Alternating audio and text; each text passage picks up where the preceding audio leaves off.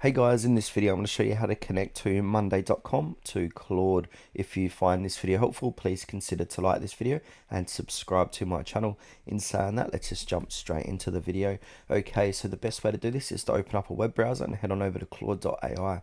Then from there, make sure to sign into your account.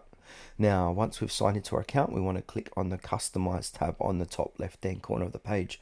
Now, we need to customize Claude here, so we need to connect your apps, which is monday.com. Now, we need to do a search in connectors for Monday. Here it is here, so we can manage projects, boards, and workflows in Monday. So click on the little plus icon, then basically we need to complete the sign-in steps here, so we can continue with a Google account if you like, or we can, if you can log in. So I'm going to choose my Google account here.